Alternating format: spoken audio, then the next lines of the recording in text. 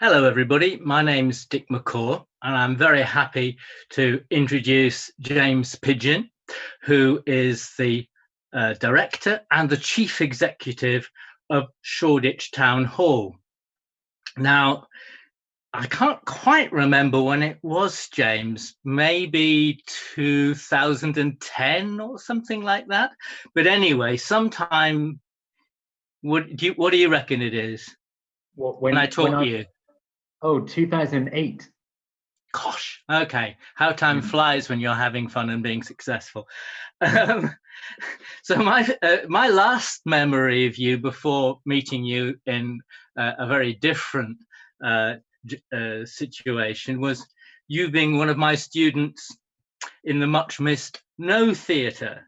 Mm-hmm. And I always thought the course, if you remember, was called When Acting is Sacred. Not a title I warmed to, but thought you were very brave in joining it. So when I went to see a performance at Shoreditch Town Hall, which was the town hall, but is now a performance space and a space for hire, I was rather surprised to meet you. Surprised and delighted. And you joined in 2012? 13, very beginning of 13. Very beginning of 13. And you started with responsibility for programming. And now, as I've already said, you're director and chief executive. I'm really quite familiar with your space and therefore with your program.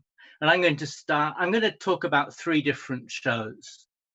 The first one, I don't know if you remember this, Gandini juggling the Clowns and Queens in 2014. That must have been one of your first pieces that you programmed. And although I knew your space going back even 20 years, there's just a massive open space which was available for some rehearsals I was taking part in.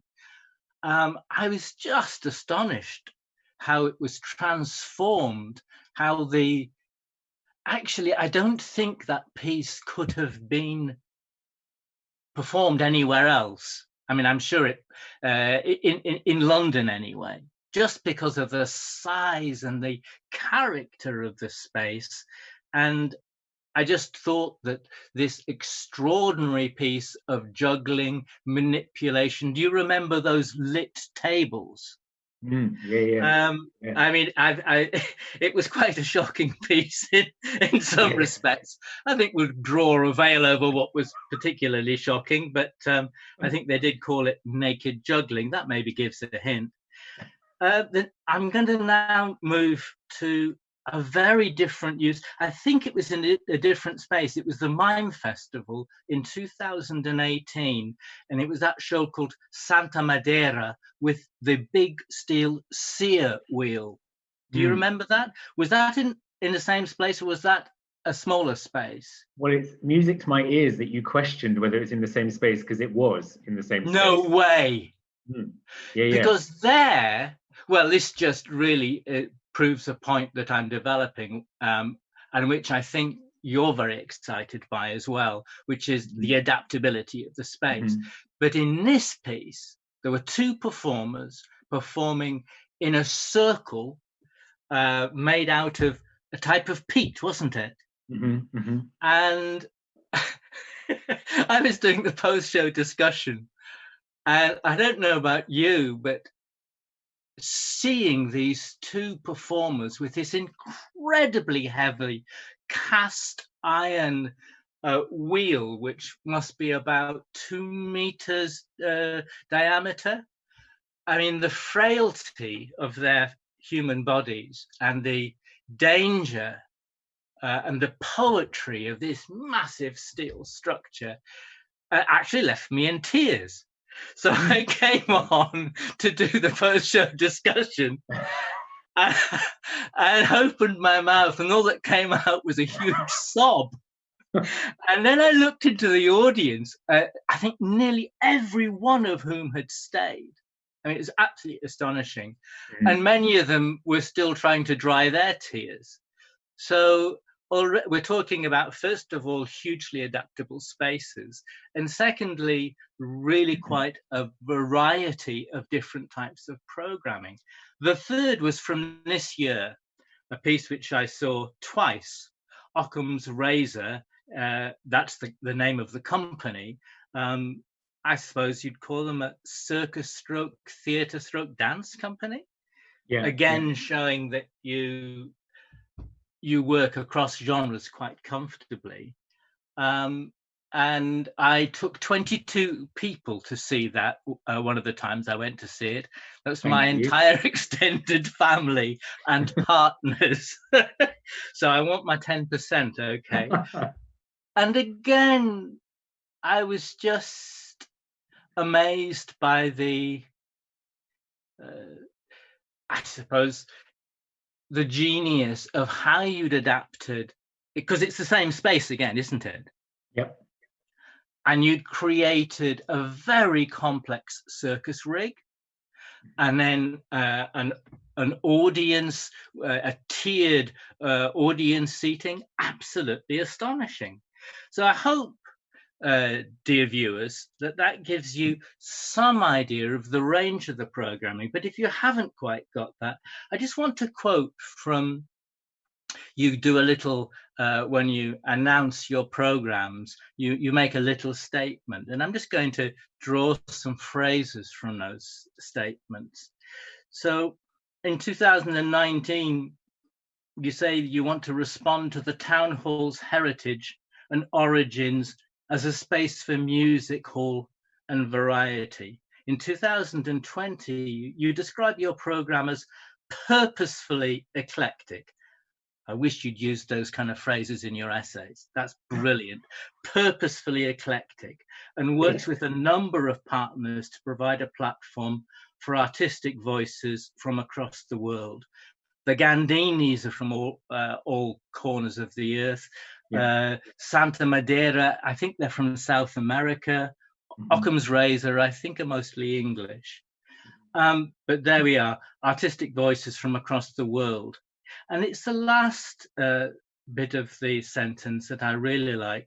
We very much look forward to welcoming audiences to the building to be part of the conversation, harnessing the town hall's history as a civic centre for discussion, dialogue, and debate. And I've mentioned 3 standout performances, but I've seen you've got about 6 different performance spaces, am I right? Yeah, yeah. And I've seen such different things there. And I also should mention you have 2 really rather nice bars, which I've also spent time in. And I was just so thrilled this year that the London International Mime Festival, for whom I was their talks facilitator for about 15 years, chose your venue to have their launch party. And I hope that continues. I think you're part of a really important cultural family. And I started with you in the No Theatre, struggling with physical theatre. And then I finished with you very, very eloquently articulating your cultural vision for this space. I wonder if you could fill in the gaps between that 2008 and then take us up to 2014, because I think a lot of students would like to be able to have a career arc like yours. How's it possible, James? Thanks, Dick. Thank you for that immensely flattering introduction. It certainly is not deserved since my student days with you.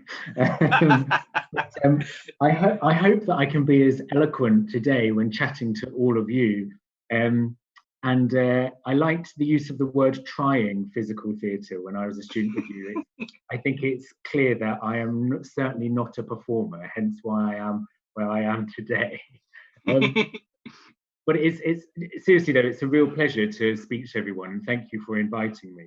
I'm just going to whiz through over the next 25 minutes or so, quite a bit of information the majority of which I really do hope will be interesting and or useful in some way.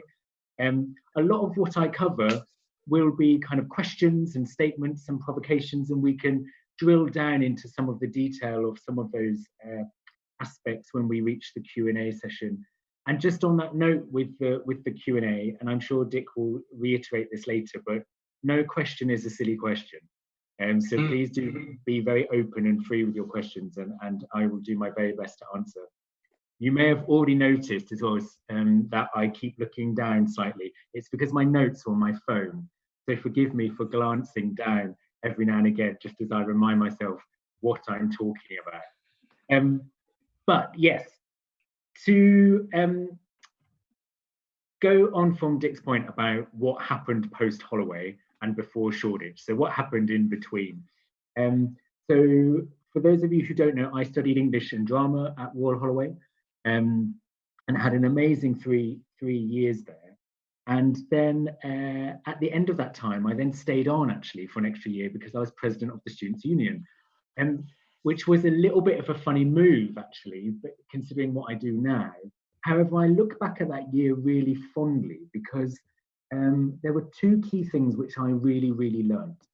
One was that in 2009, it's when the legal obligation for students' unions to become charities came into force.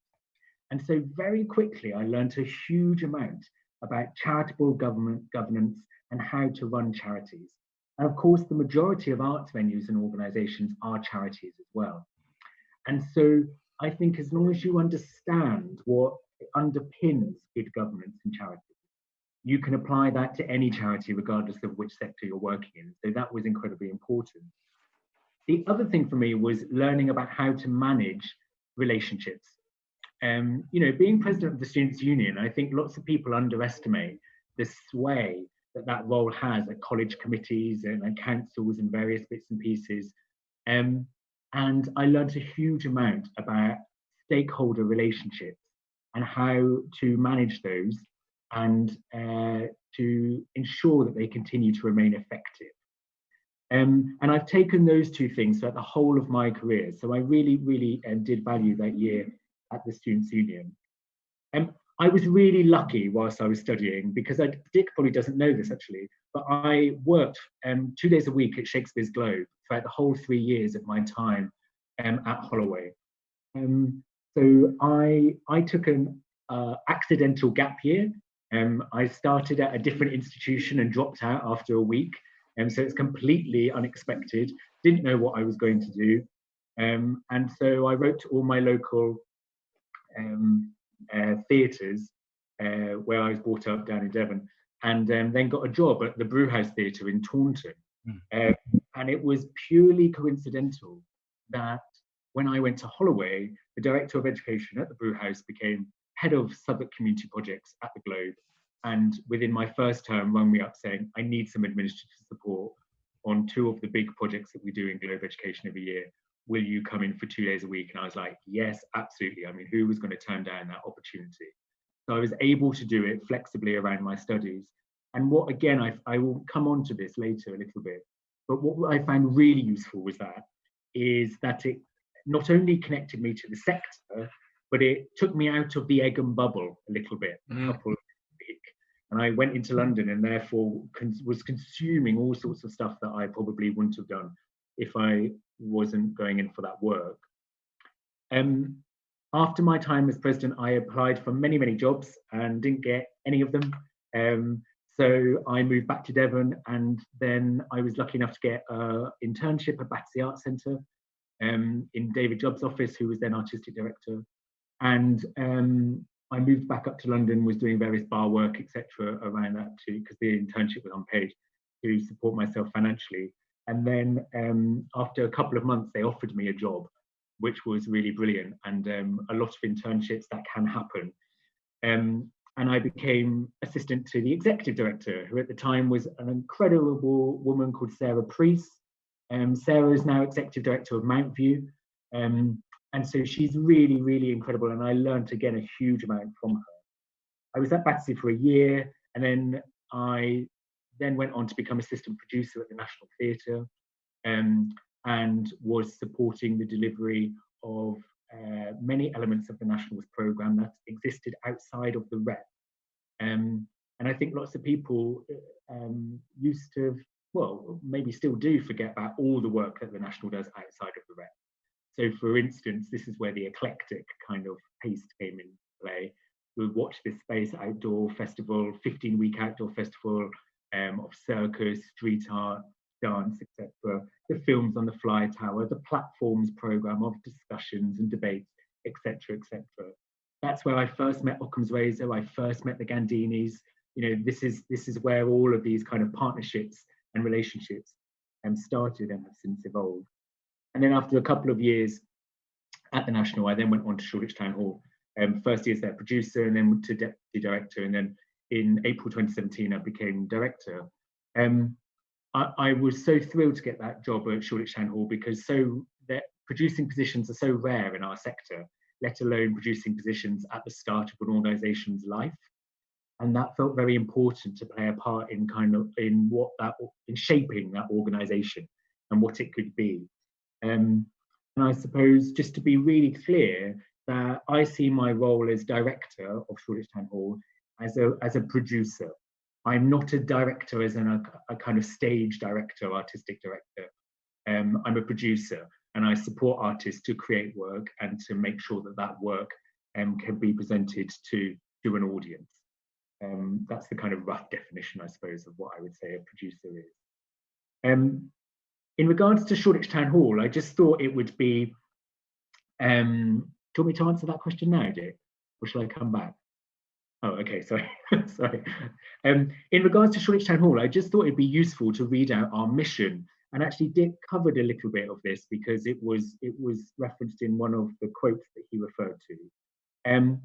So our mission is to preserve, restore and develop our landmark Grade 2 listed building, and to animate it with a forward-thinking programme of inspirational, cultural, live event and community activity, harnessing the Town Hall's history as a civic centre for dialogue, discussion and debate, whilst remaining relevant and accessible to 21st century communities.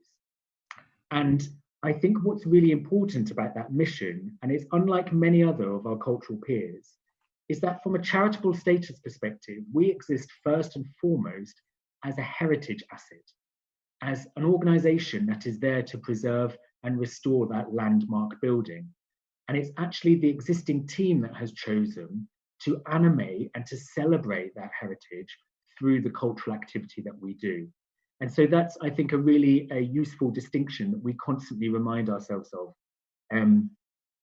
when working in the building, always bringing everything we do back to history and back to celebrating that building. The cultural programme that we do is structured into 3 very clear phases. So we have the presentation programme, and that is a mixture of work that already exists and that we present, a mixture of co-produced work, which is usually, always new and co-produced with various London-based or national-based partners, and then it completely in-house produced work as well.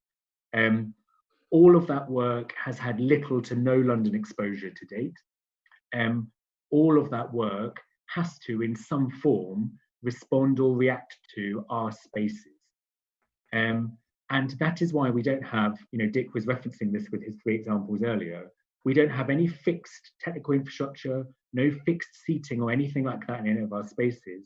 We have all of that kit in-house now, but it pops up and responds to the needs of the work in question. And it is joy for me to hear, and Dick said it earlier, and I didn't even prime him to say it, it's a joy when people go to a space and say, gosh, is this the same space where I saw so-and-so last time? And I go, yes. We're constantly trying to play with space and reinvent space and really push the boundaries of what that could be. The Made in Shoreditch programme is our artist development programme. We will host about 50 residencies a year with artists who are usually around mid-career, and they are on the whole developing work that will exist on our stages at some point in the future. But having said that, some of those residencies don't go anywhere. And that's the joy of it, actually. They're opportunities to come into the building, to play and to test new ideas. If those new ideas have legs, then don't have legs, sorry, then it doesn't matter. And then we have a big community and engagement programme. Shoreditch Town Hall is seen very, very fondly by local residents from across Hackney. And we are in a funny part of Hackney because we're in the very, very bottom.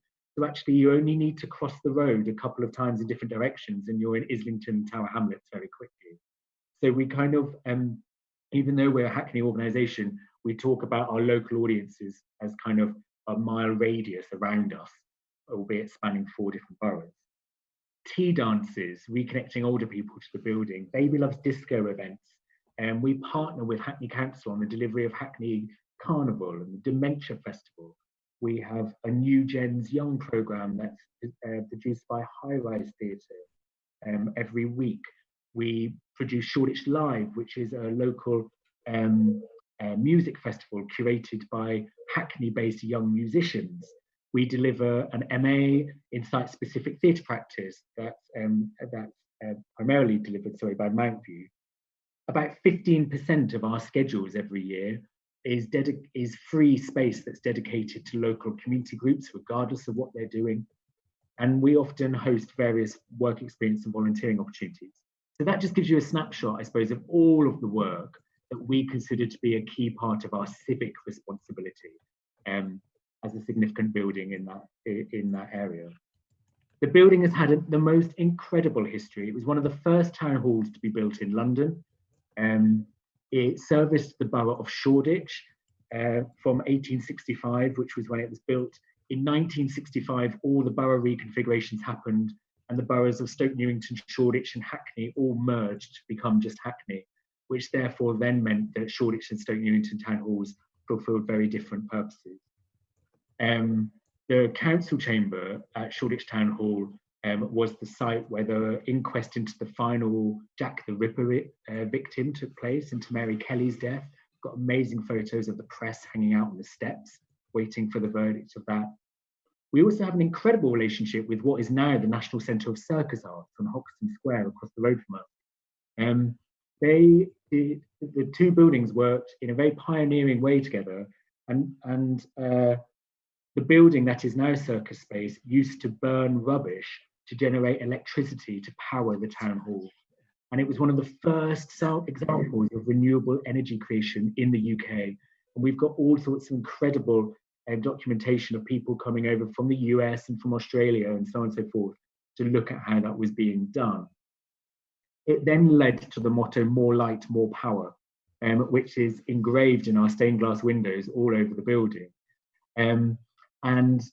We also have a statue called Lady Progress, who sits at the bottom of our tower, and she is there to guide us, and she holds a torch to guide her way. She holds an axe to cut through things that get in her way. She's based on the Statue of Liberty. And so all of that, I think, is really, really incredible, as well as the fact that we used to be East London's premier boxing venue. We had one of the first female mayors in London, and so on and so forth. And all of this, alongside our aesthetic and our architecture, is constantly informing our programming choices and the way that we work in that building. It's worth noting, and actually Dick's just referenced this, I see, that we're not regularly funded. So we're not an Arts Council national portfolio organisation. And I should say that that's a choice. It's not because we haven't got it. It's a choice not to be regularly funded. We are a completely independent venue. We don't receive any regular funding from Hackney Council either, even though we have very strong relationships with both of those bodies. And also we recognise that actually a lot of our programme wouldn't exist without Arts Council investment at some point in the food chain. But we are, like a range of London and actually national venues, an independent venue, similar to the New Diorama on the Orange Tree in Richmond, the Old Vic, Shakespeare's Globe, Hackney Showroom. We are all independent, non-regularly funded organisations. And I think that that gives us a really interesting flexibility and malleability in what we can be.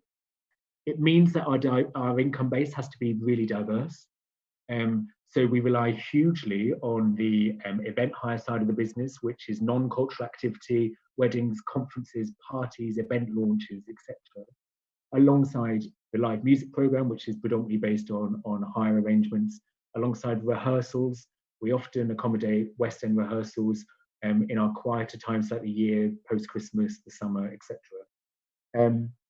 And the reason for the diversification, of course, of the income streams is so that if one of the spinning plates disappears, then arguably the rest should be able to cover it. Of course, right now, all the spinning plates have disappeared. but that's a challenge that many, many of us are currently facing. The reason that model works is because of our size. The building is huge. Like Dick says, it's got 7 performance spaces, and we can be doing long runs of site-specific work down in the basement, whilst corporate event hire activity is happening upstairs, and neither disturbs one another. You know, the multiple things can exist across the building at the same time. And our location. We're in the middle of one of the most vibrant areas of London, in, you know, that kind of hipster Shoreditch kind of label that comes with Shoreditch. And, you know, we're in the middle of Zone 1 London. And that is why, those 2 reasons, the size of the building and our geographical location, is why the business model works. It's not a business model that can work for everyone. And so we're very clear about that, about when we advocate for business models that are moving away from reliance on public subsidy. We're very, very clear on those 2 areas. Just some quick facts. Since 2012, there was 5 of us that took over. We're now a core team of 15, and we also employ 50 casual members of staff who support predominantly front-facing roles. We have 7 tenants across the building, so something to aim for. The arts-based charity are based in the building. Until recently, Fevered Sleep, the dance company, were based in the building. The Clove Club restaurant are a tenant. That again contributes to not only an incredible eclectic mix of what that building is there for, but again, another income stream that we really rely on. When we now welcome 70,000 people through the doors every year. In 2012, of course, there was no cultural programme, so the figure was 0. And when we took over in 2012, we were turning over about 350 to 400,000 a year. And we now turn over, well, this financial year just gone, we've turned over 1.4 million. So the growth of the building's been rapid. We've also invested 2.5 million in the physical regeneration of the building alone since we started. The Gandinis, which was one of our very first bits of programming, was incredibly powered by just normal 13-amp ring mains across the building, because we had no power to deliver any form of theatre. So now that's all been integrated, as well as things like we've really worked on our access provision. There were no lifts across the building. There are now lifts across the building, and so on and so forth. I'm just going to whiz through some of this next section, which is about the current situation that we find ourselves in with coronavirus. And I don't want to dwell on this too much, but I also don't want to shy away from it, especially if those joining us are predominantly 3rd years and perhaps going into the market. I think it's useful to be really honest about some of the challenges that we're currently facing. We have 4 key enablers in our strategy at the Town Hall. And what we mean by enablers is the 4 things that we need in order to be able to do what we want to do. If one of those things disappears, then we can't do what we want to do. And so really simply, our 4 enablers are our building, our identity, our people, and our resources. And so we've been really looking under those 4 headings at all of the various bits and pieces that we are having to really think about at the moment. The building is closed, for instance. Well, that needs to remain secure. We need to be continuing to maintain it despite the limited funds we have. How might we repurpose our building going forward? We might not be able to reopen for cultural activity straight away. What can we do differently with that space? Look at Slung Low up in Leeds, who are now the main, their building is now the main food bank centre for that ward in Leeds. Look at Theatre Clwyd in North Wales, which is currently a blood donation centre, and so on and so forth. There are various ways in which cultural buildings can be repurposed to contribute to the current response. Our identity, how do we continue to engage with our audiences and remain active? there's a huge amount of digital content out there at the moment, which all of a sudden has been made available for free, on the whole anyway. You kind of think, how will we continue that once the live element has come back up and running? Also, do we have enough quality digital content to release? And actually, I think we underestimate in this country that digital poverty is a real thing. There are lots of people who don't have access to the mechanisms that they require to experience digital-based performance. And therefore, it can only be a short-term measure. Our sector relies on being live, and it relies on reaching a huge demographic of people. And so we really need to kind of think about what the long-term strategy for that digital engagement currently is. When we talk about people, of course, there are obvious people like our staff, our volunteers who need supporting. There's a huge amount of literature out there at the moment. Many of you might have seen about how we are supporting our freelancers and our artists who are all self-employed and independent, who have on the whole lost their income for the rest of the year and who are the backbone of our sector. I think the latest stat is about 70% of our sector is made up of freelancers and self-employed independents. And not just artists, I'm talking technicians, production managers, all of those various roles. And so how do we make sure that they are not only supported, but that they are involved in the conversation going forward about how we might adapt and change? Going forward, and I suppose this is more about what the future might hold, and this is where I really kind of just list a series of thoughts and provocations. I don't necessarily have the answers at the moment. I'm really interested about the role of culture when it comes to reconnecting. I think culture is going to play a vital role when we reconnect communities and support people to re-engage with public spaces and back into groups. And there will be a lot of work that will need to be done to instill confidence in a lot of people that it is safe to do that. We will also continue, I work a lot in threes, and I also try to use usually sometimes some alliterative or the same letter anyway at the beginning. So we always talk about entertaining, enriching and educating at the town hall, and those kind of three things being a key underpinning of our programme. All arts organisations, I would argue, do that to varying degrees, and we will need to continue doing that even more. Lots of people have added a fourth E in, which is escapism. And so, you know, there's kind of pros and cons to that term, but, you know, it's not necessary. Culture will need to play a very clear role in those three E's going forward. There's a lot of discussion at the moment about our funding structures in the UK for arts. And it's very complex, lots of those discussions. Just to bring out two examples, there's lots of discussion about artists being increasingly directly funded by bodies like the Arts Council as opposed to buildings, or artists and communities, which I think is an interesting discussion point. And what might that look like? And what could that look like for the future of buildings? And then the other example is the kind of constant discussion about investment and prioritisation on London versus the regions. And I don't usually like referring to terms in that way, but there is that discussion happening.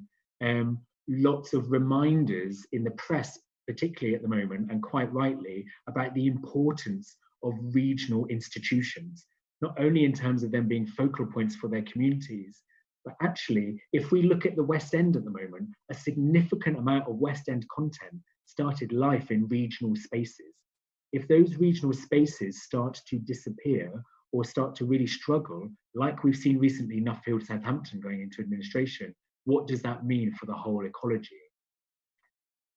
I think, and this is quite exciting for me anyway, that there will be a rebalancing of art forms. I think we will potentially see a rise in gallery and museum visits, because arguably those organisations will be able to conform to social distancing measures in some way. I think we may well see a resurgence in site responsive work in large, big open spaces. I think outdoor work will become even more important than it was before. And outdoor work on the whole, a lot of the major outdoor festivals across the country are very accessible. They pop up in spaces that communities are familiar with and are mostly free. So there's a huge role for outdoor work to play as well. Traditional theatre setups are going to be trickier. Participatory dance may well be problematic. Small gigs in confined spaces, there's a huge number, not as many as there used to be, there's a huge number of grassroots live music venues who operate in tiny spaces, and that's going to be tricky going forward. Going back to repurposing buildings, and specifically to Shoreditch Town Hall, I remain immensely positive and energised by the fact that we do not have some of the challenges that some of our cultural sector peers have. We do not have fixed theatre auditoriums. We do not have small confined black box spaces. We do not have tiny foyers in front of house areas. Our toilets are actually massive, unnecessarily so, I would suggest. But it means that without losing culture and community at the heart and at the core of what we do, I'm very excited about how we're going to repurpose and do things differently going forward in order to respond to the economic we're going to face, the new health and safety measures that we're going to face, and also changes in public behaviour. And this final point is just about levelling the playing field. There's a lot of coverage in the new 10-year strategy from the Arts Council called Let's Create about audiences and everyone being creatives, and how cultural programmes and organisations should not only be for but with communities, and that there should be co-design from communities in all the outputs that those organisations are doing. And I think that's really, really, really important. And just like involving artists and freelancers in the conversations about our future now, we should also be involving audiences. And at Shoreditch Town Hall we are, which is really exciting. I'm going to spend 4 minutes or so just on the final point, and then we'll get to the questions. And this is just about career development and opportunities for the students that are listening. Like I said, we are entering, for those of you who are graduating, you're entering an unprecedented time for our sector. And there are a huge amounts of unknowns that not necessarily any of us working in the sector at the moment can answer. We don't know what the job market is going to look like going forward. We don't know what financial models are going to look like. We don't know what organisational survival rates are going to be. We don't know if the government are going to respond with some form of emergency package for arts and cultural venues like we've seen in Spain, Germany, France, and New Zealand to date. However, there are 4 key things that I think are really important. And actually, I would advocate for these 4 key things, whether we are having to respond to a global pandemic right now or not. Firstly, is to remain focused yet flexible. And what I mean by that is to know what your specialism is, to know what you're good at, and to really hone in on that. Don't try to be too much of a jack of all trades. You may well need to be at certain times in order to really utilize opportunities. But on the whole, just remember what your specialism is and always, always go back to those roots, because I think that's very important. Know the sector. I always am amazed when I speak to new graduates or existing students about how little they have explored the cultural sector that is actually on their doorstep, especially being in London. I assume all of you listening are in London at the moment. But actually, even if you're not, there will still be some form of cultural activity that's very close to you. Yes, it's great, of course, to engage in the large organisations and the large institutions. I'm not knocking that at all. But go out of your comfort zone and perhaps explore different art forms, explore different sizes of space. And in turn, what will then happen is you will develop your taste. And I think that's really important as well going forward, is knowing not only what your specialism is, but what your taste is. I know, for instance, and don't get me wrong, tastes can change all the time. I'm not saying they're a fixed thing, but I know that I'm an incredibly visual programmer and producer. I think that is shown in Shoreditch Town Hall's programme as well. I'm not good at reading proposals. I love giving feedback when I can see stuff in front of me. I love all of the visual elements about theatre. You give me a script, I wouldn't really know where to start. I pass that on to someone like Dan Rebelato, who can give you proper feedback on a script. But I would be able to, of course, respond to that, but it's not my specialism at all. And it's also not my taste. And I've, I've always really held on to that, and I think it's really important. Remain proactive and positive sounds obvious, but keep going. You know, when I finished my SU presidency time, before then starting my internship at BAC, there was about 6 months there where I went home and I moved back in with my parents, and I wasn't really doing much work at all and was just constantly applying for jobs and constantly getting knockbacks. You know, just keep going, keep going. And on that note, embrace every opportunity that is presented to you and network. You never ever know where you meeting someone or being involved in an opportunity is then going to lead to further opportunities down the line. One thing I say about my time at the National, I was very fortunate, was that my office location was in Nick Heitner's office, who was director of the National at the time. And I joined the National just when things like Warhorse were about to explode. Things like other commercial endeavours that the National are known for, like Curious Incident of the Dog in the Night Time, One Man, Two Governors, hadn't even been made yet. And I was a sponge. I was not involved in any of those discussions, but I was a sponge soaking up all of that activity that was happening around me. And I also made a huge number of friends and colleagues, of course, at the National, who have since gone on to a range of different roles in different organisations across the country.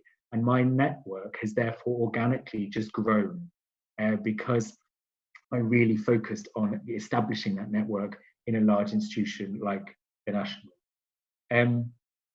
Keep checking various platforms like Arts Jobs.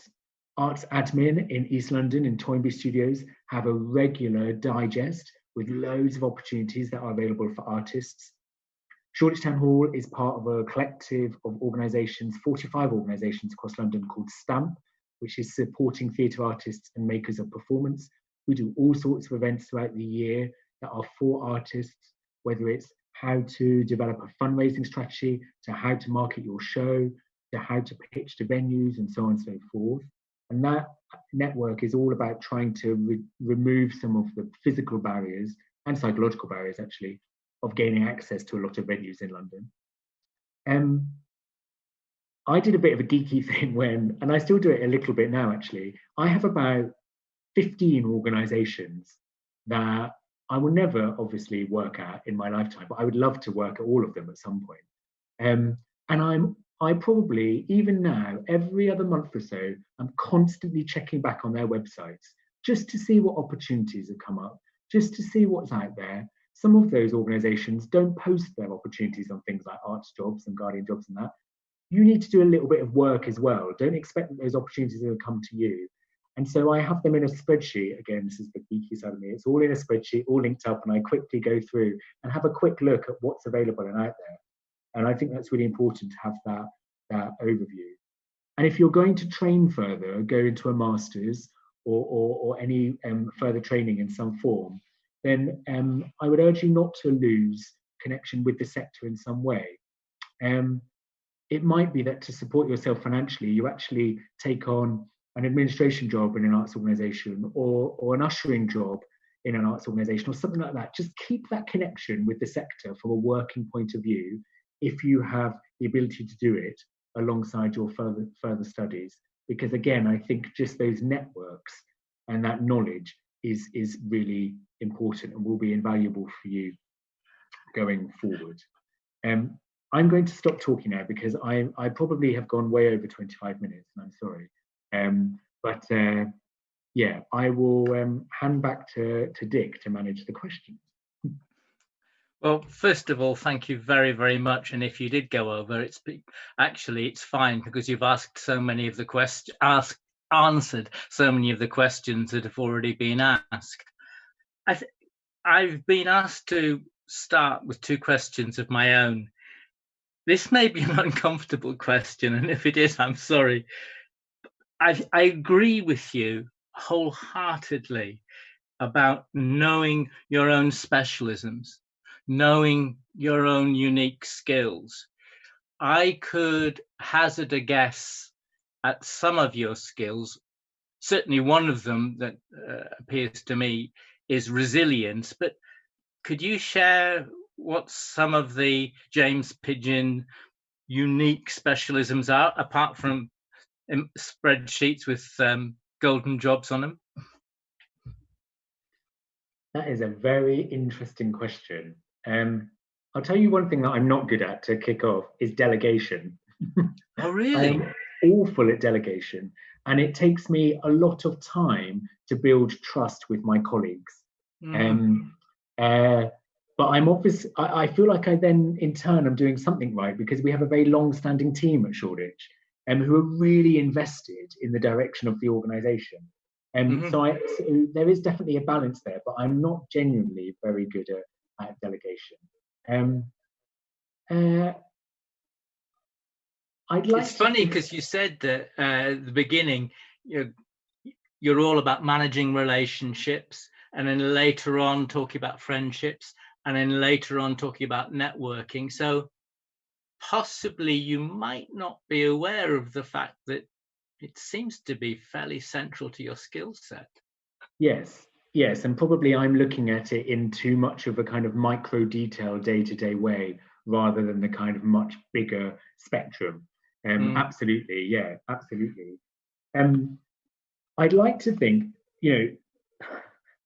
a creative eye, that's a really rubbish thing to say in this, because it's kind of obvious actually.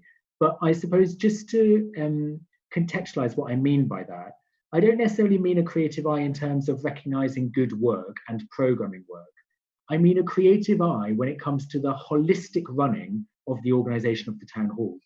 Because actually, if you are a producer, you have to be as creative in many areas, whether it's in budgeting, whether it's in production delivery, whether it's in how you utilize spaces, constantly having to think creatively in order to be resilient, as you know, Pig.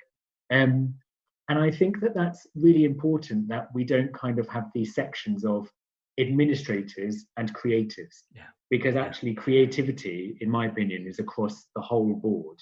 And I'd like to think that I look at every scenario, even though it might not obviously be a creative scenario, with a creative eye. It takes me a little bit of time to work stuff through, but I always like to take a kind of very measured and considered approach to things. And I think that being very aware of communication and how you work and manage people is really, really important. And actually, ever since I stepped up as director, I've therefore obviously had HR responsibility, and I have to manage that team. It was something that John McGrath actually said to me when I first stepped up, who's director of Manchester International Festival. He said that it doesn't matter whether you have a staff team of 2 or a staff team of 10,000, you will almost on a daily basis always be confronted with an HR issue. And it can be the smallest HR issue in the world. I'm not suggesting it's something major. But I really kind of recognize that. And I have learned to be much more sympathetic and much less harsh and hard, I think, with people, because we are all just humans. And at the end of the day, if flexibility and compassion isn't employed within your approach to human resources, you're going to lose your team. And I don't mean lose your team as in they'll change jobs. I mean, you'll lose them in terms of driving forward the vision of what you're trying to do. I don't even know if that answered your question. I think it answers the question beautifully, because I think there's one invisible skill that you have that Tom Morris, who used to be at Battersea Arts Centre and then went to the National Theatre and now is at Bristol Old Vic. I don't know how you do it, but what was just an old building, be it Battersea Arts Centre, which was also a town hall, Shoreditch Town Hall, you transform them into exciting, dynamic places. And possibly one of the skills you have is just working with people who then become loyal to you. So absolutely. And I think actually loyalty is really important. And of course, you are presented with scenarios every now and again where people aren't very loyal to you, and that I find that quite painful, Mm. because I like to consider myself quite a loyal person. But I also think when we talk about stakeholders, we surround ourselves very purposefully around the town hall with what we call our wider brain. And that is everything from our trustees, who are just incredible. We've got such a broad range of trustees, to our insurers, our solicitors, our web developers, our health and safety specialists, our press and PR representatives, and so on and so forth. They are all our architects and our capital project management. They're all around us in this kind of wider brain, alongside, of course, our funders, the local authority, and et cetera, et cetera. And I think it's so important that alongside your staff and alongside the people that you're liaising with day to day, that you integrate them into the story and into the journey. And again, touch wood, all of that wider brain are remain fiercely loyal, and are invested in us because they can see the journey that they're part of. Yeah. I've got one question from a student here. What advice would you give for writing job applications? You did say in your talk that you wrote an awful lot of them, and none of them actually came good to start off with. Have you any advice? It's interesting, job applications, because as a tangent, actually, I probably should have mentioned this when I started, but I'm a trustee at Theatre Royal Plymouth, and I really wanted to not only broaden my own skills through trusteeship, but I wanted to give something back to an organisation that was very close to me. And as a Devon born and bred lad, and as Royal Plymouth being one of the first theatres I ever visited as a child, it felt very the relationship felt right to me. Also, for me personally, my career has very much been in London theatre, and I wanted to understand regional spaces more. But anyway, the opportunity came up to apply for trusteeship, and as with many trusteeships, you had to formally apply. And I sat down and I thought, gosh, I have not written a job application for about 4-5 years, and I have no idea where to start. And they can be pretty overwhelming at times. But one thing a couple of things I would say. One, when I read through job applications at Shoreditch Town Hall, it really, really annoys me when in personal statements, the candidates do not reference why they want to work at Shoreditch Town Hall. It's so frustrating. Some candidates in their personal statements don't even reference Shoreditch Town Hall. So it's so copied and pasted. And you kind of think, oh gosh, this person is really great on paper, but there's no passion about why STH. And so really do your research around your organisation and make sure that you are demonstrating why you want to engage with that organisation. The other thing is, and I hope this doesn't sound too obvious, in the role that most job descriptions will be in two separate sections. One will have a roles and responsibility, one will have a person specification. Try and cover the roles and responsibility section as much as you can in your previous experience. So relate a lot of your previous work experience. So when you go through the duties and responsibilities that you've had in every previous job, I've done that. Yeah. Exactly. Relate a lot of it to the duties and responsibilities section of the job description. And then use this person specification section of the job description to inform the structure of your personal statement. And you almost take each one of those things that the employer is looking for, and you respond to it accordingly. I mean, I wouldn't take it and do it that turn it into prose and make it nice. That is how I would structure it.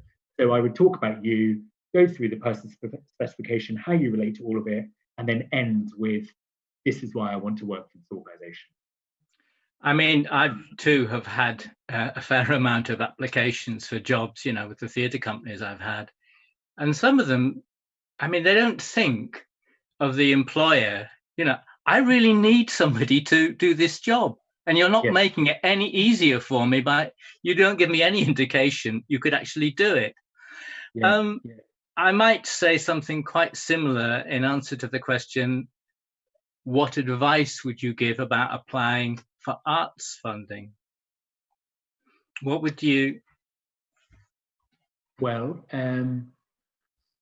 first and foremost, are we specifically talking about the Arts Council, do you think, or more generally? No, it just says arts funding. So I would think one would also have to include things like the Esme Fairbairn Trust or the Joe Wood Trust, you know, various initiatives. Yeah. Again, I hope it doesn't sound too obvious, but know your project and know your project inside out. Very quickly, you will realize if your project isn't right for the fund in question, or if you don't know enough about your project to submit a funding application at this time. It might not necessarily be easier at the moment, but I think there's so much more in waiting to submit an application when you are properly ready and you've got all the infrastructure around you that you need to deliver that, than just submitting something for the sake of it, or because a deadline's coming up or whatever. Know the funder. It's similar to knowing the job, the organisation that you're applying for. Go slow, James. Go slow. This is gold. Oh, sorry. Okay, explain what you mean by know the funder. So when I say know the funder, spend some real time looking at the funder's priorities and their objectives, what they want to achieve as an organisation, because of course a lot of them are charitable organisations themselves as well. Yes. Really drill down into who they funded over the last 2 to 3 years.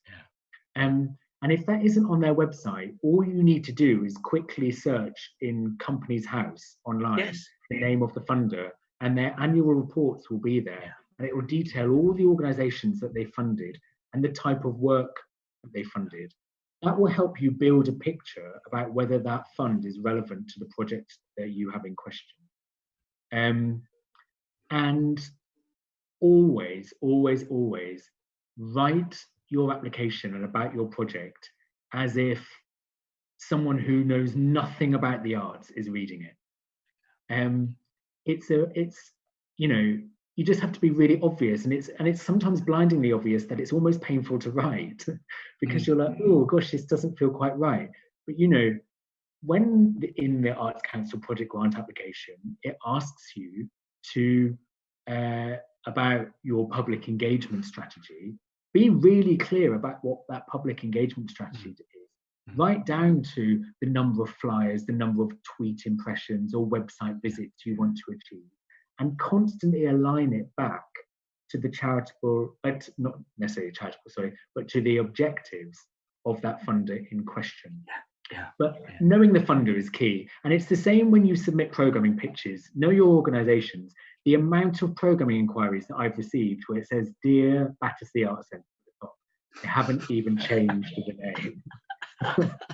or the amount of funding programming inquiries where someone said, oh, we'd really like to stage Richard II in your assembly hall.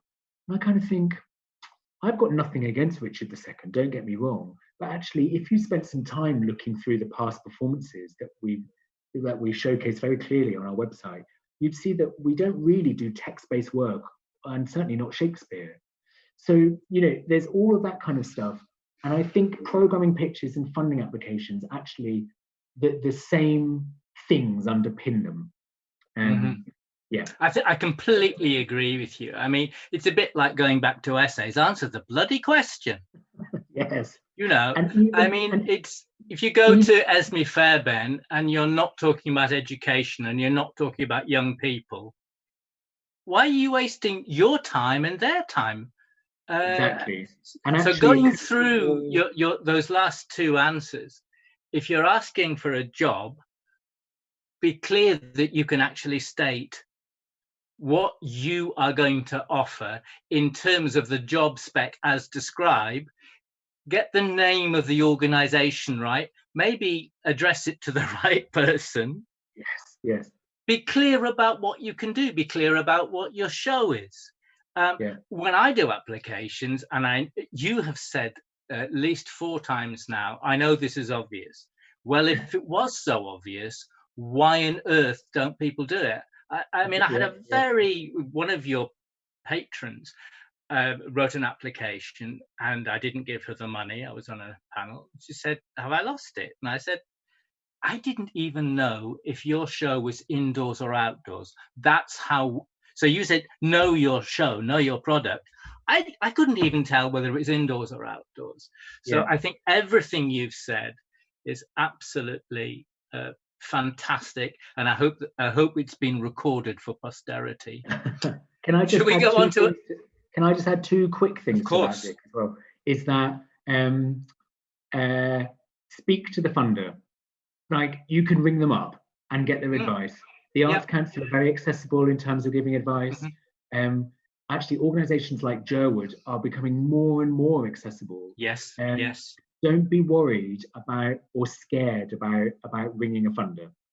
You know, I'm still quite nervous sometimes about ringing funders, especially if we have no existing relationship with them. But do it, because actually they are there to fund work that you can create, and so they want to speak to you, even if actually the answer is no, it's not quite right now. The other thing is, don't feel like you need to use overly flowery language.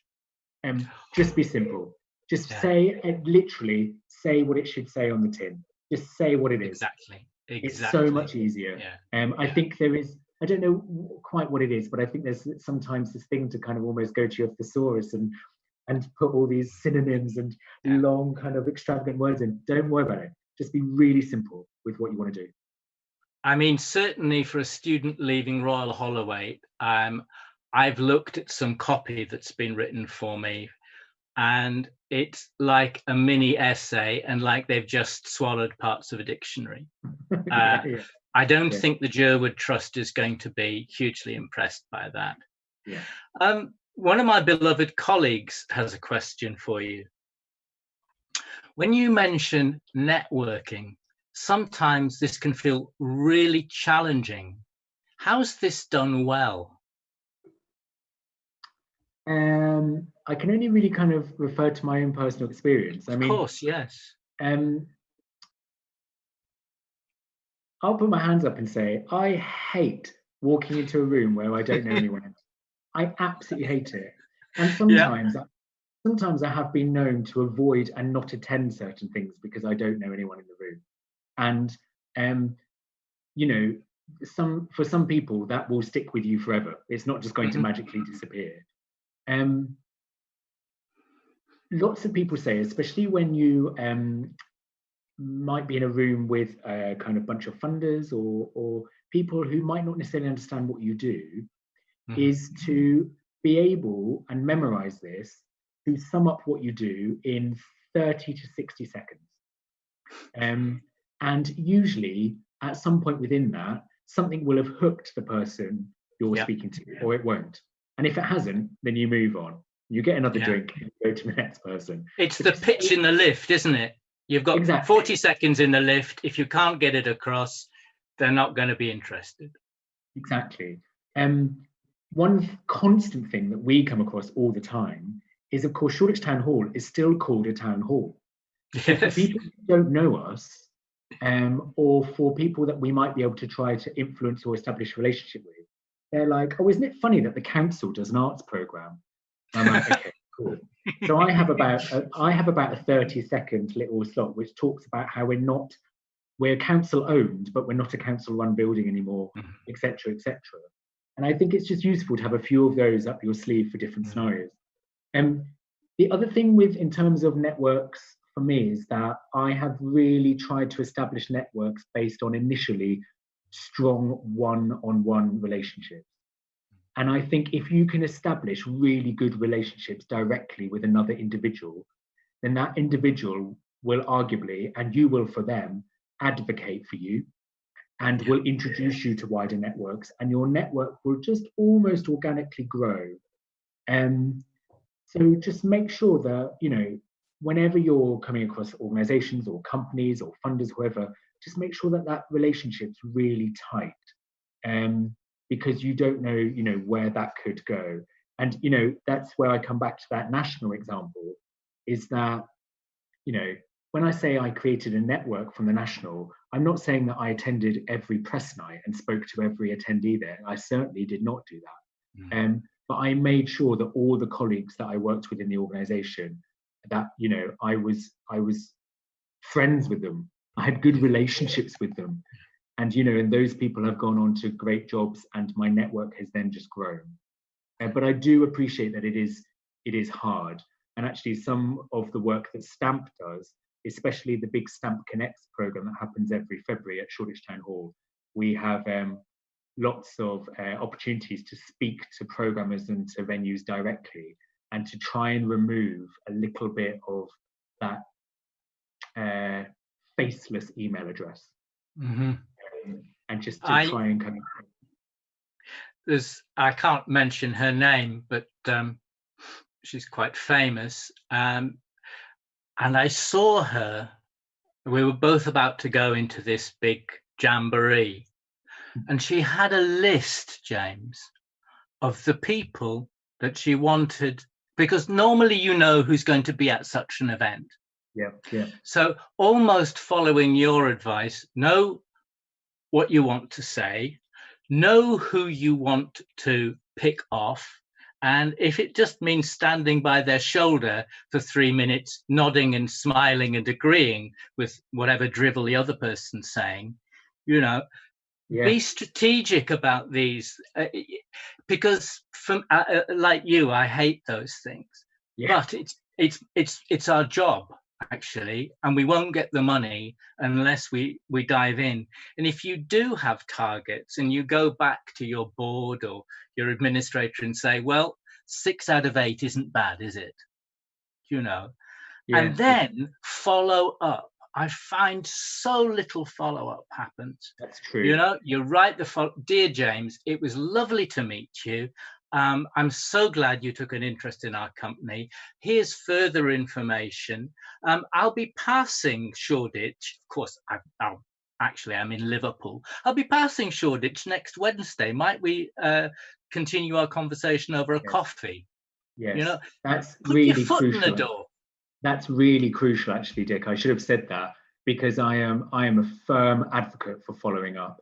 And, you know, my team kind of laugh at me every year when I do this. But usually I take a day off once a year, where the 400 annual reports that we have for the previous year, I write a personalised postcard to every one of those people who are receiving an annual report. And some of it's just full of jokes because I've got a really good relationship with that person. Some of it might be a new relationship, but I'm referencing something that they've recently done, or so on and so forth.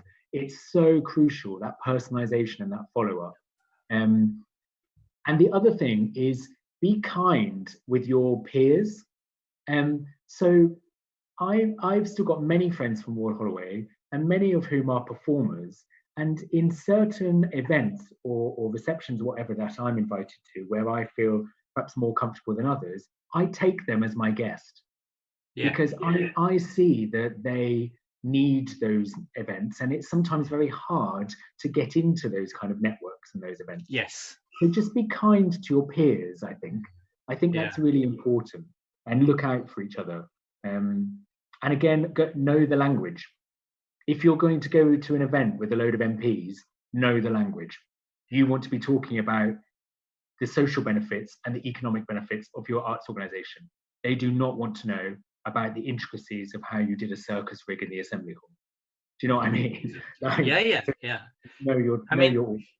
It's kind of understanding what their agenda will be and addressing it. So it's answer the bloody question. It may be an implied one, but it's your job to find out what the question would be. I mean, what's really coming across at the beginning of your talk, you talked about managing relationships, friendship, networking, being human with other people, that personal touch. I set up 2 theatre companies, and I went around every venue that we toured to. I gave them the posters and flyers personally.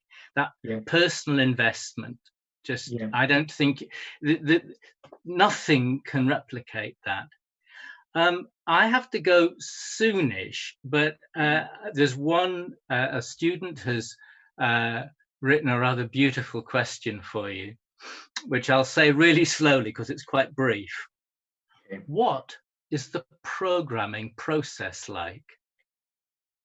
At the town hall or generally? Well, let's just say at the town hall because that's where you are. And I suppose that's really where you've made your mark in British culture, isn't it? So on the whole, and we are developing ways around this, but on the whole, we have to see some of the work in some way. That goes back to my taste being visual as well, is that we will always try and see the work, whether it is a finished performance or whether it is a work in progress, we will always try and see the work as much as we can. I mean, obviously there's only 2 of us who work in programming at the town hall, so you know that we can only get to so much. And actually, if you're able to go under a banner of work, like for instance the Vaults Festival, where I could go and see 4 shows in one night, or like the Brilliant Bite-Size Festival at Warwick Arts Centre, things like that, that's really, really useful because you're more likely to get a higher number of programmers. There are kind of then 2 different ways once we've seen the work. One is that if that work is already in some form of finished form, we will potentially program it straight away. The more likely route is that actually we'll say, we really love this piece of work. We'd like to now invite you into the building to develop a new piece of work that's specific to the town hall or for the town hall and to our spaces. And then it will be a constant conversation that then evolves and grows. And sometimes that work will take 3 or 4 years before it materializes anything, where you just kind of pick away at it, pick away at it, pick away at it. Sometimes it will happen very quickly. And then we really focus on trusted long-term relationships. So some of you might know about the Wardrobe Ensemble, who we have a very strong relationship with. I saw their work at Bristol Old Vic probably 8 years or so ago, got into contact with them, you know, said, let me know when you're going to be developing a new project, we'd love to get involved. They didn't then feel like there was a project suitable for another year. Then they had some residency time in the building. We developed a show that we thought would be for the basement, and then it transpired that it wasn't for the basement. It was going to actually land better in the council chamber. Then we invested a little bit of commissioning money. Then we presented it. It went up to Edinburgh. It was a hit. It was called 1972, The Future of Sex. And then because of that relationship we'd built, we then, with Royal and Durngate in Northampton, commissioned their next show just off a written proposal, because we knew we had that trust, and we knew that they were going to create good work. And of course, that then led to Education, which last year played for a month in the West End at Trafalgar Studios. So that punt kind of, you know, we did well with that punt. But that is the kind of rough trajectory. We do have a how we program section of our website, which I will hold my hands up and say it does need a little bit of updating. But that will give you lots of kind of lots more intelligence about various ways in which we program. We also program a lot in partnership with various people. So our kind of 4 main festival partners, which are Dance Umbrella, London International Mind Festival, Lift, and Chinese Arts Now. And we work very closely with them and develop projects together. Sometimes actually projects will be pitched to us by other organisations to come on board as co-producers. When we did Party Skills for the End of the World with Manchester International Festival, we actively invited loads of partners to come and see that work in progress that took place at Shoreditch Town Hall. That's where John McGrath saw it and came on board, etc., etc. So I think it's, you know, invite us to see your work. Like I said, just going back to the beginning of the answer to this question, we also don't want to be seen as a closed door where you can't kind of get in. And so we are looking at ways which have been halted by current circumstances about how we could do a little bit more of an open call residency scheme to connect with artists who we know nothing about, but also don't have the opportunity to stage work to then invite you to. So we're working on it. But that hopefully will broaden our artistic program even further, I hope. Wow. Again, it seems it's about managing relationships. It's all about relationships. Your last question, again from a student. With so few looking to hire new employees stroke interns, how would you advise graduating students to make sure that they are still making a move into the industry during this time? Advice to graduating students who want to be the next James Pidgeon. Well, it's funny actually, because whilst I said that, you know, we're uncertain about what the job market might look like, there are jobs still out there. And there is work still out there. I'm seeing lots of kind of jobs going out there, which I'm surprised are still being recruited for, but actually there is still work out there. So keep an eye on that. You might need to do more digging and more investigation than you normally would to really kind of delve deeper into that. I also think be ballsy. I can't think of a better word, but be ballsy about writing to theatres and asking if there are any opportunities, even if they're unpaid opportunities or limited work experience opportunities. Be ballsy, because again, even if there might not be something available now, you know that you will be remembered further down the line.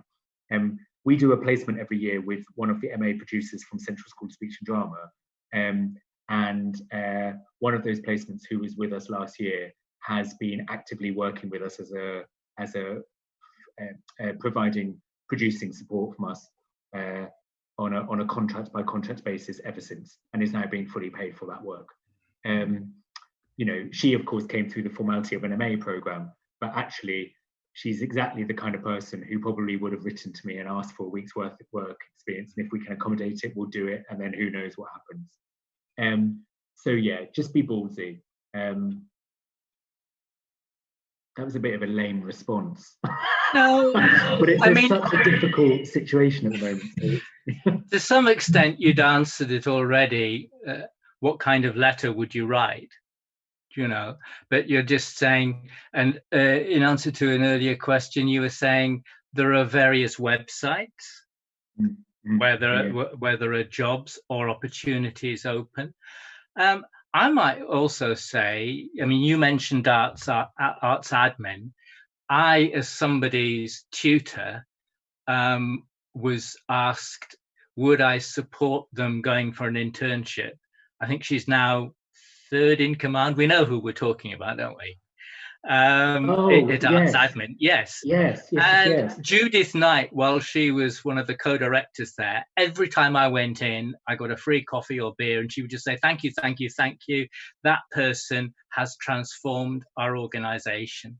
So it comes back to what you were saying about networks. If you've got a lecturer who has some connections, use the people you know to get you places. What's the worst thing that's going to happen? Somebody's going to say, look, I've got shed loads of marking right now. This is not a good time. Yes. I'll write you a reference or a letter if you remind me. I've just written a letter of reference to somebody and I'd completely forgotten I promised it. But I did say, write to me again, because if you don't, I'll have forgotten. And I had. Yes. Use the people who know you. That's what you went to the Brewhouse Taunton.